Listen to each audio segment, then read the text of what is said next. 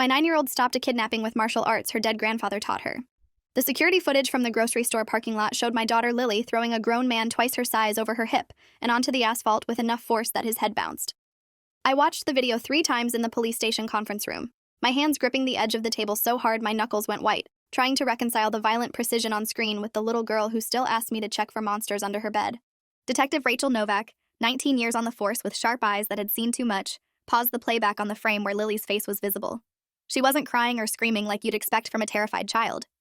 She was focused, calculating. Her stance was perfect, weight distributed exactly as it should be, hands positioned in a guard I recognized from somewhere deep in my memory. The man on the ground was Owen Griggs, a registered offender with priors for child abduction in 3 states. He was currently in the hospital with a shattered kneecap, dislocated shoulder, and severe concussion. Novak asked me directly where a 9-year-old girl learned to fight like a trained combatant, and I realized I had no answer that made any sense. Lily had been with my father when he died 6 months ago. They'd spent every afternoon together for the last year of his life while I worked. I'd thought they were doing grandfather-granddaughter things, baking cookies, watching cartoons, normal, safe activities. I never imagined he was teaching her how to destroy a full-grown man in under 10 seconds. I'd been working as a systems analyst for a software company in Portland for 8 years when my father got his diagnosis. Stage 4 pancreatic cancer with maybe 6 months if the treatment worked. He'd been living alone since my mother passed 3 years earlier, stubborn and independent in the way military men often are. He'd served 26 years in the Army, most of that time doing things he never talked about in places he couldn't name. When he retired, he'd bought a small house on the outskirts of town and filled it with woodworking projects and old war movies. He and Lily had always been close, probably because she was his only grandchild, and he'd softened in ways I'd never seen during my own childhood. When the diagnosis came, I'd arranged my schedule to work from home 3 days a week so Lily could spend time with him after school. She'd take the bus to his house, stay until I picked her up around 6. He seemed to appreciate the company, and Lily adored him. She called him Papa Frank and would come home talking about the stories he told her and the things he taught her. I'd assumed he was teaching her woodworking or how to play chess. The signs were there, I realized later. The way Lily moved became more deliberate over those months.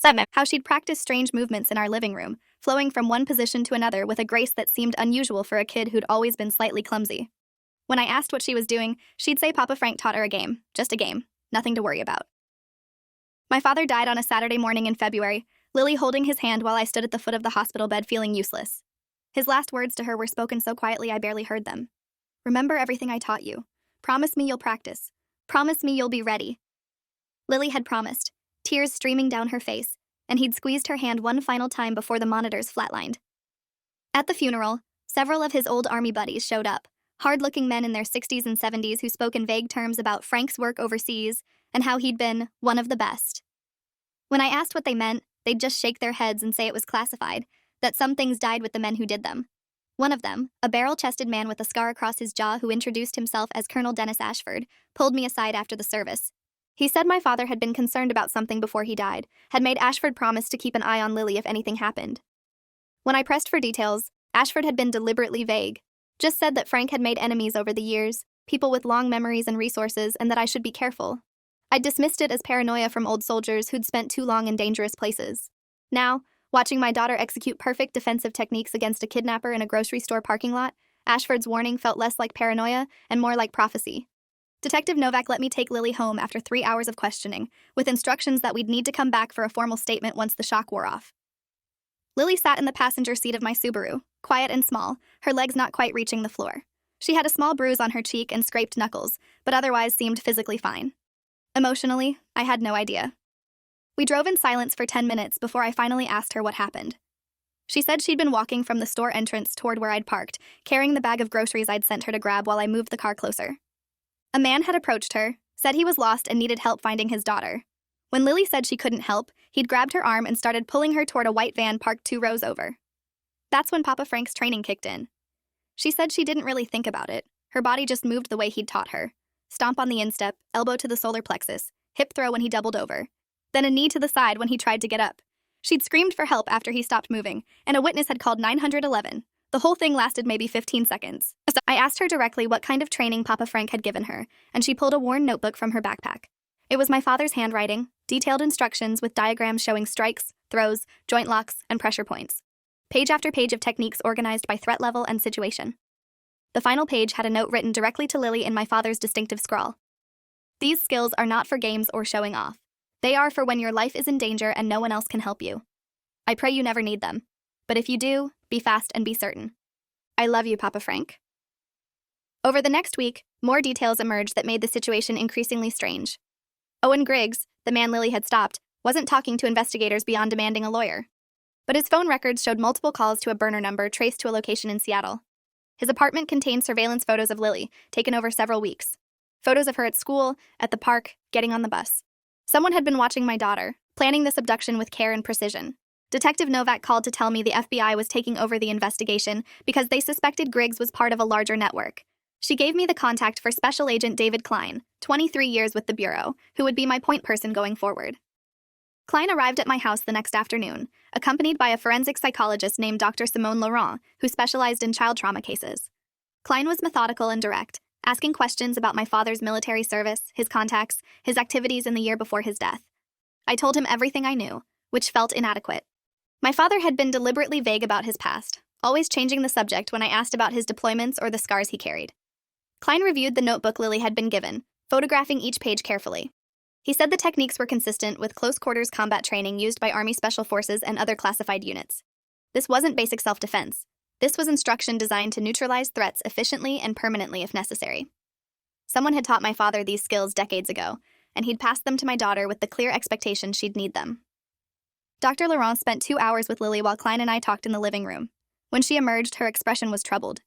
She said Lily was processing the incident with remarkable resilience, which could be healthy adaptation or delayed reaction. What concerned Laurent more was that Lily had mentioned other lessons from her grandfather. Things beyond physical defense. He'd taught her surveillance awareness, how to spot someone following her, how to vary her routes and routines. He'd taught her about safe words and codes, ways to communicate danger without alerting a threat. He'd essentially given her counter-surveillance training typically reserved for intelligence operatives. Laurent said gently that my father had been preparing Lily for a specific threat, not a general one. He'd known something was coming, known his granddaughter would be targeted, and spent his final months making sure she'd survive. Klein agreed and added that the FBI was investigating connections between my father's military service and current criminal networks. He said Frank's unit had operated in some very dark places doing very classified things. It was possible someone from that past had finally caught up to him, and when they couldn't reach Frank himself, they'd gone after his family. The thought made my stomach turn. I asked if we were safe, if Lily was still in danger. Klein's pause before answering told me everything I needed to know. He said the Bureau was assigning protective detail until they understood the scope of the threat. 2 agents would be stationed outside our house and another would follow Lily at school. It was temporary, he assured me, just until they sorted out who wanted my daughter and why. The second attempt came 4 days later, outside Lily's elementary school. She was walking to the car pickup line with her assigned protection agent, a young woman named Agent Torres who looked more like a graduate student than federal law enforcement. A man approached them asking for directions, and when Torres turned to answer, a second man grabbed Lily from behind.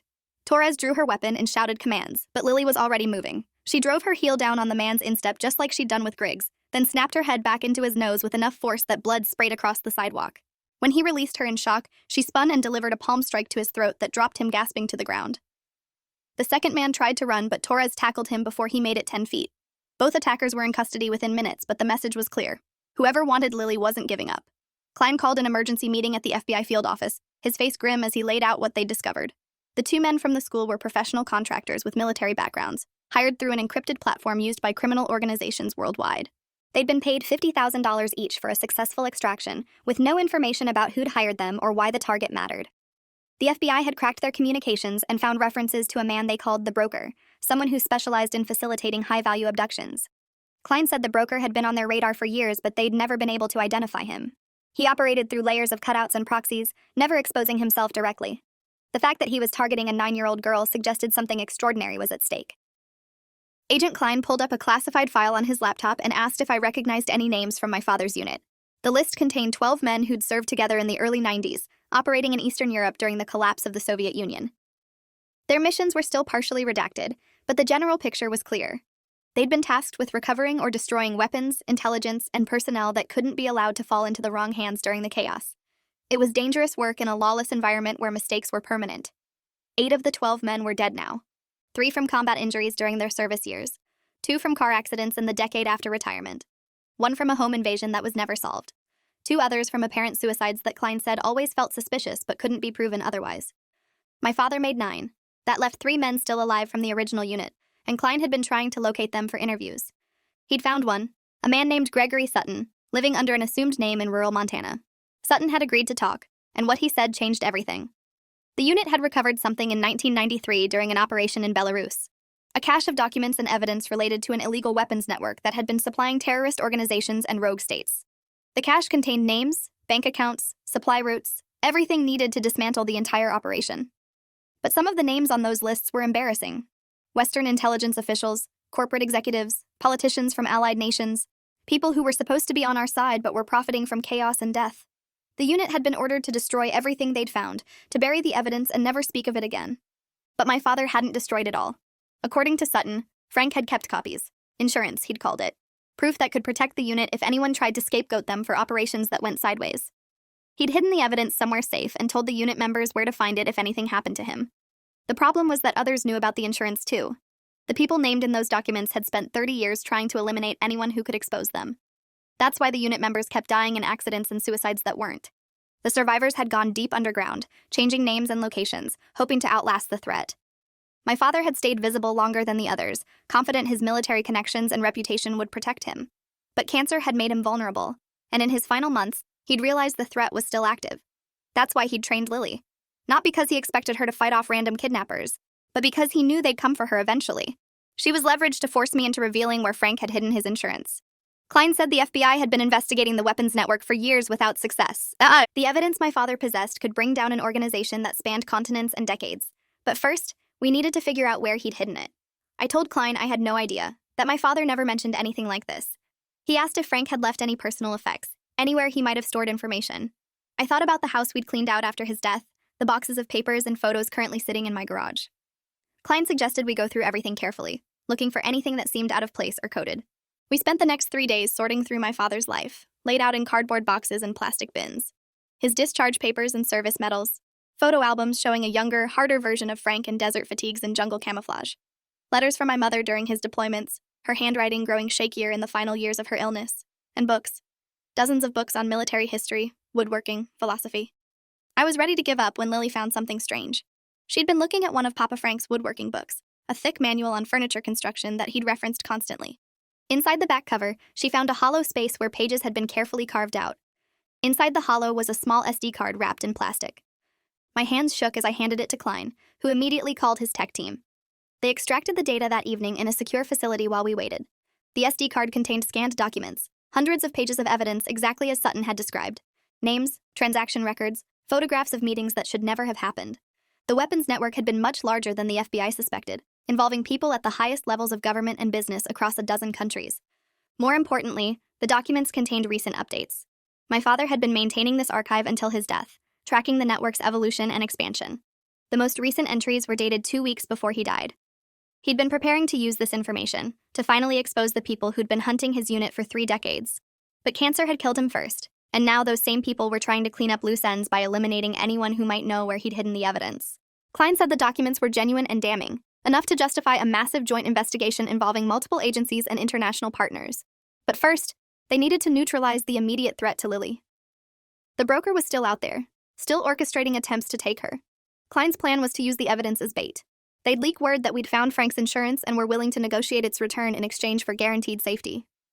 The broker would have to surface for something this valuable, and when he did, the FBI would be waiting. I hated the idea of using my daughter as bait even indirectly, but Klein assured me the protective detail would be overwhelming. Lily would never be exposed to actual danger. The meeting was set for a week later at a neutral location, a private airfield outside Portland. The FBI would handle everything. I just needed to show up with Lily to make it look legitimate. In the days leading up to the meeting, I tried to maintain normalcy for Lily's sake. We went to school, did homework, watched movies, but I could see the fear behind her eyes, the way she scanned every room and checked exits without thinking about it. My father had given her skills to survive, but he'd also given her the burden of knowing how dangerous the world really was. She was 9 years old and already understood that some people would kill for power, that institutions could be corrupted, that trust was dangerous. No child should have to live with that knowledge. The morning of the meeting, Agent Torres arrived early to brief us. She said the airfield would be covered by surveillance teams and tactical units. The broker had agreed to send a representative, which was more than they'd hoped for. Even a middleman could lead them up the chain to the real targets. We drove to the airfield in an armored SUV, Lily sitting between me and Torres in the back seat. She held my hand the entire drive, her grip tight enough to hurt. When we arrived, the airfield was quiet. a small private terminal and 2 hangars surrounded by empty tarmac. Klein met us at the entrance, his expression unreadable. He said the broker's representative was already inside, waiting. We walked into the terminal building and I saw him immediately. Colonel Dennis Ashford, my father's old army buddy who'd warned me at the funeral. The man who'd told me to be careful, who'd said Frank had made enemies. He was sitting in a cheap plastic chair, looking older and more tired than I remembered. When he saw us, he didn't seem surprised, just weary. Klein said quietly that Ashford was the broker, had been for almost 20 years. He'd used his military connections and knowledge to build an empire facilitating illegal transactions, including the weapons network Frank's unit had uncovered. When the documents were recovered in 1993, Ashford had been the one who ordered them destroyed. He'd been protecting himself, along with the other powerful people named in the evidence. And when Frank kept copies, Ashford had spent 3 decades systematically eliminating anyone who knew about it. Ashford didn't deny anything. He said Frank had been his friend once, his brother in combat. But the old man had become a liability, sitting on information that could destroy everything Ashford had built. He'd hoped Frank would die naturally before becoming a problem, but when he learned Frank had trained his granddaughter, had prepared her for this exact situation, Ashford knew the insurance was still in play. He'd ordered the kidnapping attempts not to hurt Lily, but to force me to hand over the evidence. He claimed he'd tried to do it cleanly, without violence. I asked about the other unit members, the ones who'd died over the years. Ashford's face darkened, and he admitted those hadn't been accidents. He'd been patient, eliminating threats slowly so no one would notice the pattern. Frank had been the last one, and the cancer had done that work for him. Now it was just cleanup. The evidence in exchange for our lives. Simple transaction. No one else had to get hurt. Klein let Ashford talk, recording everything while tactical teams moved into position outside. When Ashford finally asked for the SD card, Klein smiled and said we didn't have it. The card was already in the hands of federal prosecutors and international authorities.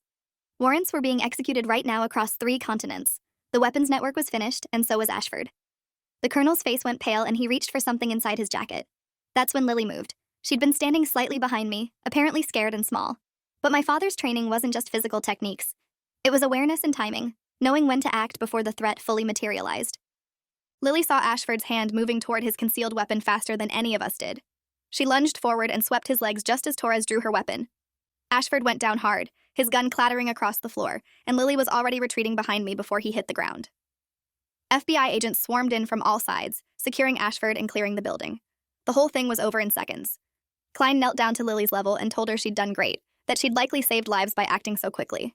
Lily just nodded, her face expressionless, and asked if we could go home now. In the car ride back, she finally broke down crying. Not from fear or trauma, but from grief. She said she missed Papa Frank, that she wished he could have seen her use what he taught her to stop the bad man who'd hurt his friends. She said she understood now why he'd trained her, why he'd spent his last months making sure she'd be ready. He'd been saying goodbye the only way he knew how, by giving her the tools to survive the enemies he couldn't defeat himself. I held her while she cried and felt a complicated mix of gratitude and anger toward my father. Grateful that his foresight had kept Lily safe, angry that he'd burdened a child with this knowledge and responsibility.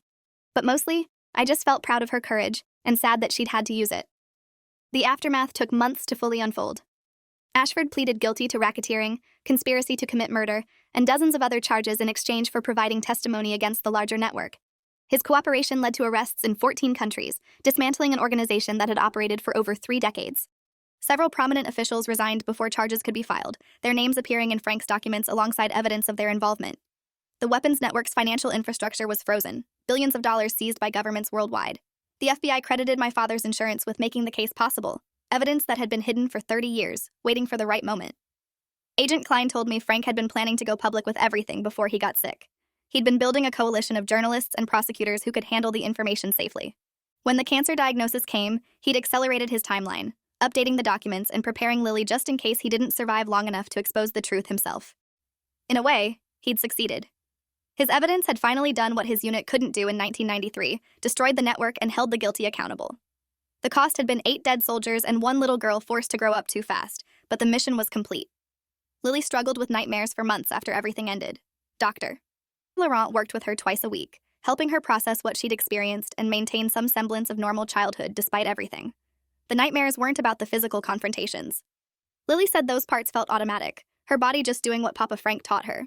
The nightmares were about Ashford, about learning that her grandfather's trusted friend had been the enemy all along, about understanding that people you love can be wrong, and people who seem good can do terrible things.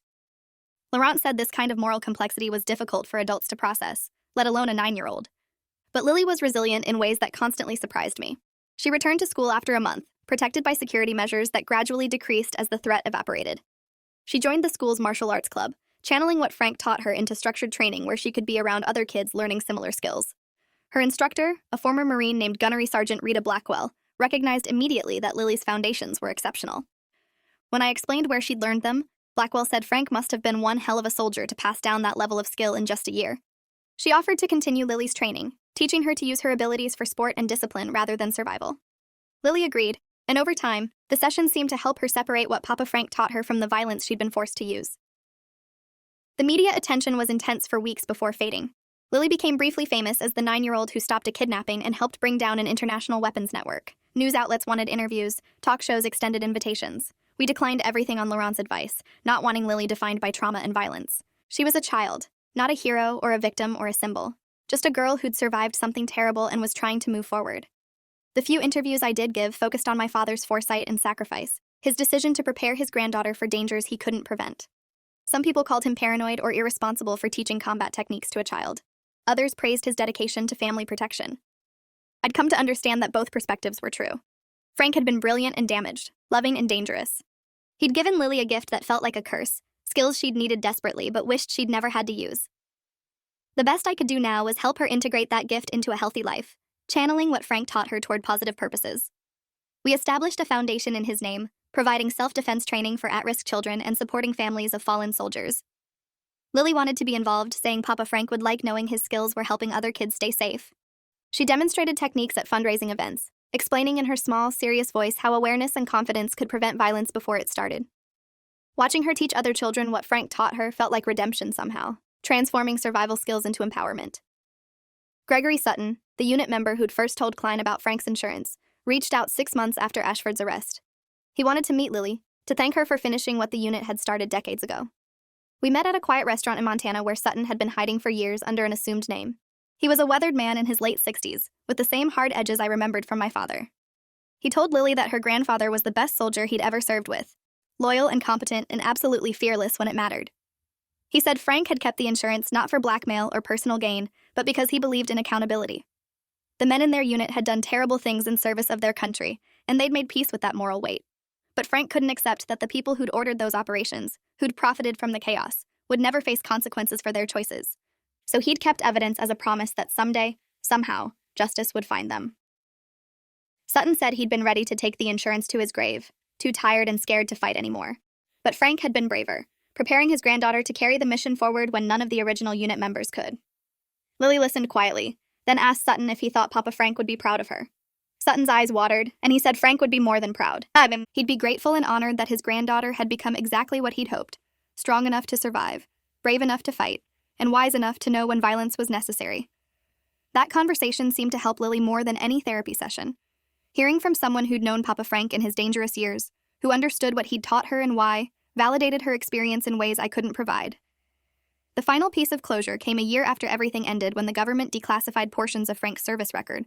With Ashford's network dismantled and the surviving conspirators facing justice, there was less need for secrecy. The documents showed my father's unit had operated in some of the world's most dangerous environments, conducting missions that prevented weapons proliferation and saved countless lives.